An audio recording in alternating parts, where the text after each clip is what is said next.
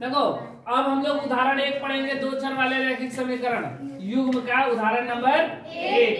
देखो सवाल क्या है, उदाहरण 1 सवाल पेज नंबर 45 में दिया गया है कि हम अनुच्छेद 3.1 में दिया गया उदाहरण लेते हैं। तो सबसे पहले अनुच्छेद 3.1 का उदाहरण जो दिया गया उसे हम लोग पढ़ेंगे।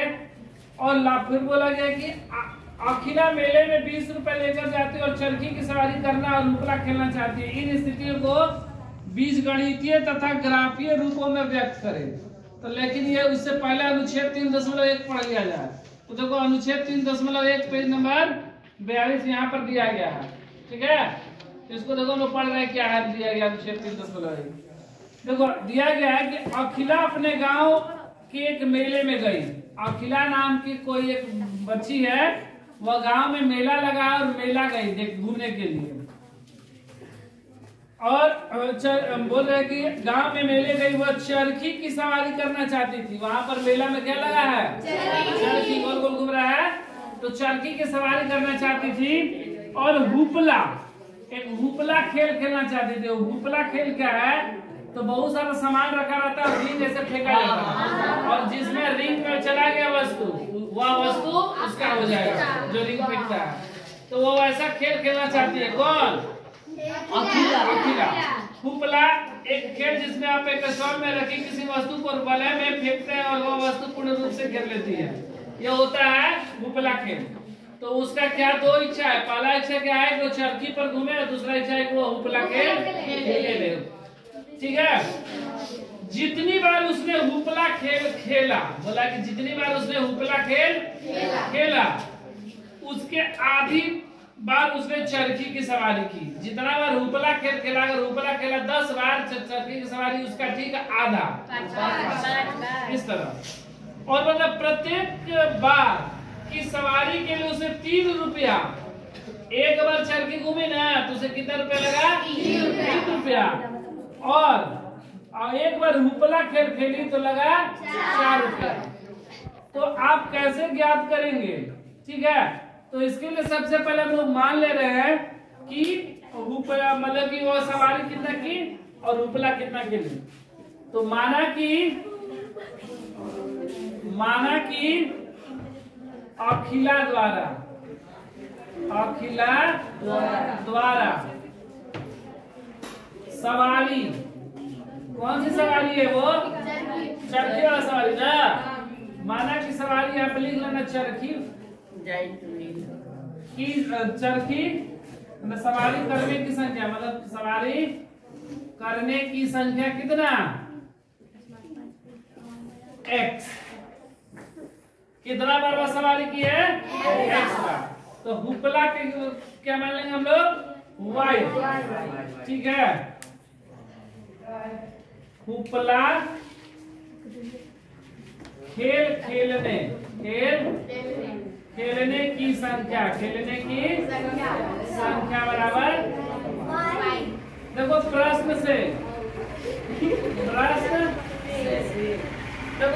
से क्या बोला जा रहा है कि जितनी बार उसने हुपला खेल खेला उसकी बाद उसके आधे चरखी की सवारी की। जितना हुपला खेल खेला, तो हुपला खेल कितना खेला, y। हुपला खेल कितना खेला, y। और ठीक इसका आधा उसने चरखी की सवारी की। तो ठीक आधा मतलब कितना, x का आधा मतलब x बटा 2। तिरछी गुणा, तो 2y बराबर x।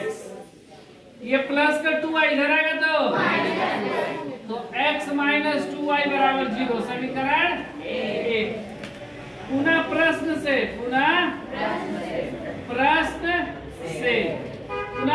से क्या बोल रहा है कि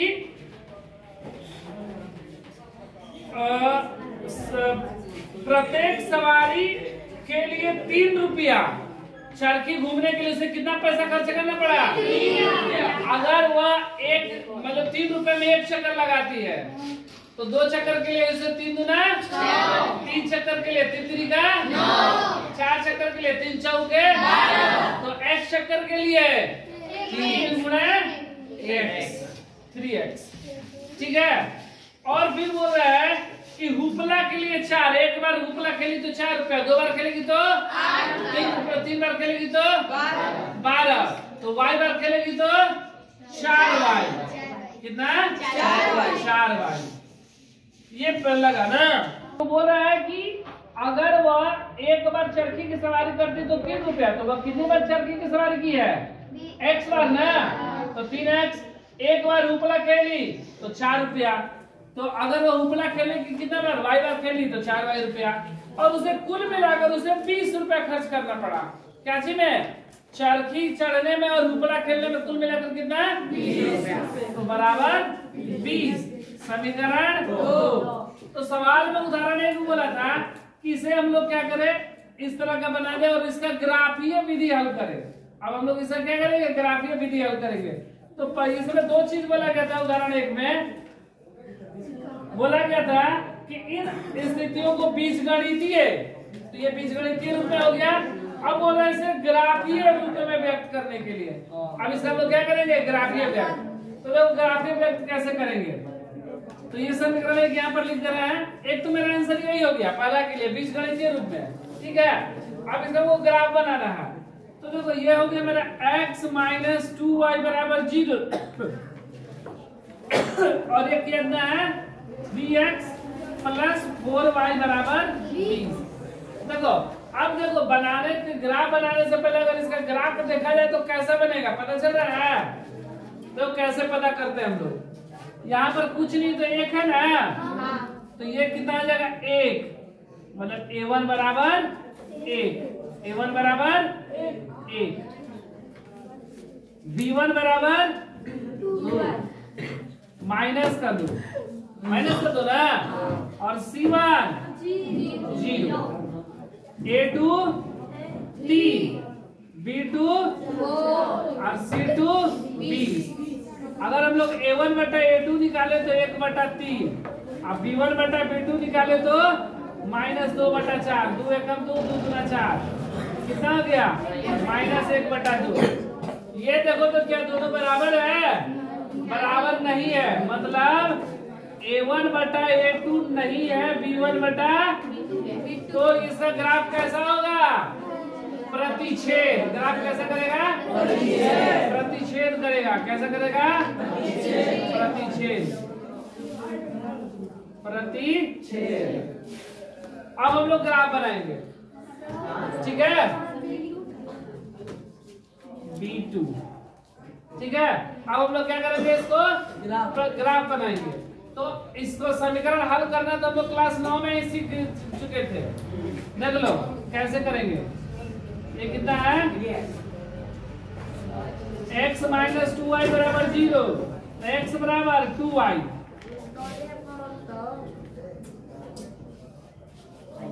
x y।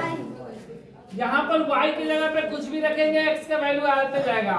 और ध्यान देंगे हम लोग कि कम से कम मेरा 8 से अधिक तक ना जाए, ठीक है, ताकि ग्राफ बनाने में हमको सुविधा रहेगा। अगर 8 से अधिक ले जाएंगे तो थोड़ा सा दिक्कत होगा बनाने में, तो इसलिए प्रयास ये करेंगे कि मेरा 8 से कम जाए।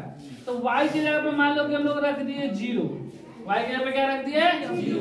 तो 2 गुणे 0 कितना हो जाएगा? 0। तो x का मान क्या हो जाएगा? 0। अगर y का मान रख दिए 1, y का मान रख दिए 1, तो 2 एकम 2, तो x का मान 2।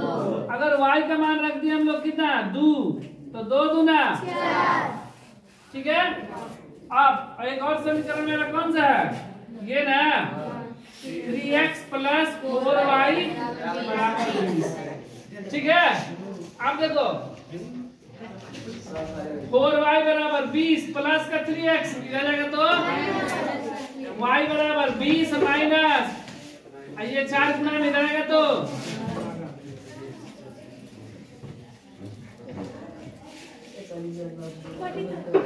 अब यहाँ पर x का वैल्यू रखेंगे, y का वैल्यू आता जाएगा।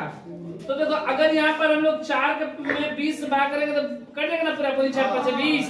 तो इसके लिए अगर यहाँ पर ये गायब कर देता है ना, गायब कब होगा? जब x का मान हम लोग क्या रख दिया जाए? 0। x का मान जैसे ही 0 रखेंगे तो 3 गुणे 0 0। अब 20 में से 0 जाएगा तो क्या बचेगा? 20, और 4 से भाग कर देंगे तो 4 5 20, ठीक है। उसके बाद अब देखो 20 में अगर 3 जोड़ते हैं तो 23, 4 में 23 से पूर्णतः भाग नहीं होगा।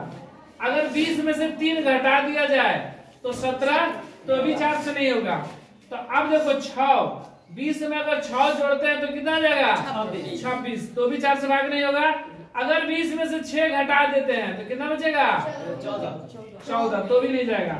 अगर 20 में 9 जोड़ दे तो 29, 20 में 9 घटा दे तो भी नहीं कटेगा। अगर यहाँ पर हम लोग क्या कर रहे हैं,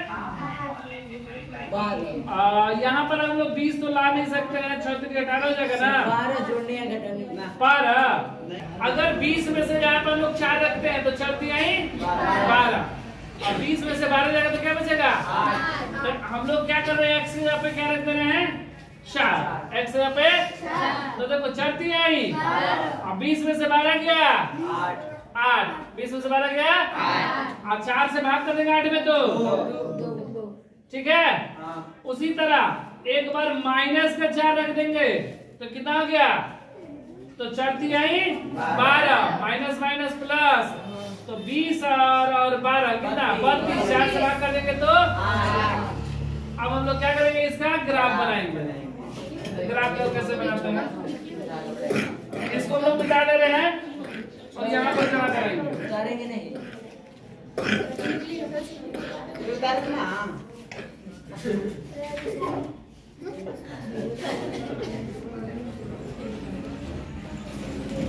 ये 0, 1, 2, 3, 4, 5, 6, 7,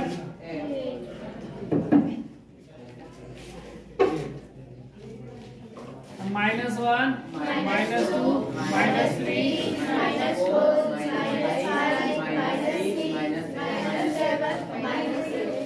इसको हम लोग क्या बोलते हैं, x, ये x डैश, ये y, 1, 2, 3, 4, 5, 6, 7, -1, -2, -3, -5, -6, -7। यहाँ पे ध्यान दो, क्या बोला गया, x का मान 0, 0, तो 0, 0 इसी को बोलते हैं मूल बिंदु। यही हो गया मेरा 0, 0। उसके बाद 2 और 1 है, x का मान 2 और y का मान 1, 2 और 1 यहाँ पर आ जाएगा, 2 और 1। फिर 4, 2, x का मान 4 और y का मान 2, तो यहाँ पर आ गया ये 4 और 2। और हम लोग स्केल से इसको ऐसे खींच देंगे सीधा। ये मेरा क्या बना है, कौन सा समीकरण था, x - 2y बराबर 0, x - 2y बराबर 0। दूसरा क्या है, x बराबर 0, y बराबर 5, x बराबर 0, y बराबर 5। ये बना यहाँ पर 0 और 5। फिर कितना है, 4 और 2, x का मान 4, यहाँ पर 4 और y का मान 2, मतलब ये बनेगा यही 4 तो। फिर कितना है, x का मान -4 और y का मान 8, x का मान -4 और y का मान 8, ऊपर यहाँ पर आएगा कितना है, -4 और 8, और यहाँ इसे वैसे खींच देंगे, ऐसे जा रहा है और ऐसे।